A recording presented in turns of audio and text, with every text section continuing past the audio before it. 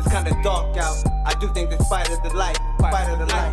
This is a rough draft, but fuck it, the timing was right. Church, you should not be behind on any of your bills. And let me explain why. And I'm even gonna get a church some grace. I'm a lowball out of these numbers. So say, give me your 10% to the church, right? So one member, he just do $200 a month. Nothing too crazy, right? Within a year, that's $2,400. If you got 100 people in this church and they all just do 200, that's it. That's $240,000 a year in this church. Now, at the same time, if your car about to get repoed, you should be able to get some money back without question, without conversation. Just like if you invest in stocks, you get a return. But for some reason, where the all this money going? Because you don't go to this church just for 1 year. You got people been going there 10, 20, 30, 40, 50 years. All this money for all these years, where the money going? And this is what they gonna say.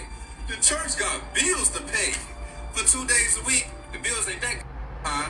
On top of, should be paid off at some point. This church being here forever. On top of the tax breaks that religions get that they don't tell y'all about. So where's the money going? Because your pastor or reverend is so quick to get up there and talk about Jesus Christ was a humble man. He didn't have a place to lay his head.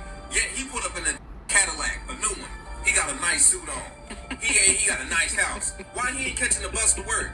He ain't living the city preaching. On top of, if God is the one that told you to do this, why the hell is your car getting repoed? Got a point. Make it make sense. You know why? Because this is a business. On top of this, if paying the bills is such a big deal, why is the 4 churches in one neighborhood? Especially in the black community. Y'all got the same God, right? Got the same book. Why don't y'all all get in one building, 300-400 of y'all, and y'all can put your money together? Oh, but then the people teaching your reverends and pastors will have to cut their money with other pastors. It's business, man. This is crazy. Does anybody remember that Air India crash last month that killed 260 people?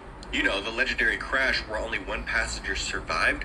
Well, a preliminary report has found that there was a cut in the fuel supply to the engines. According to the report by India's Aircraft Accident Investigation Bureau, the fuel control switches in the cockpit of the Boeing 787 Dreamliner, by the way, had been flipped, starving the engines of fuel. Now, the report does not say whether the switches were flipped by a person or in another way, but when looking at the black box recordings, which includes 2 hours of cockpit audio, by the way, and in the cockpit voice recording, one of the pilots is heard asking the other, why did he cut off? The other pilot responded that he did not do so.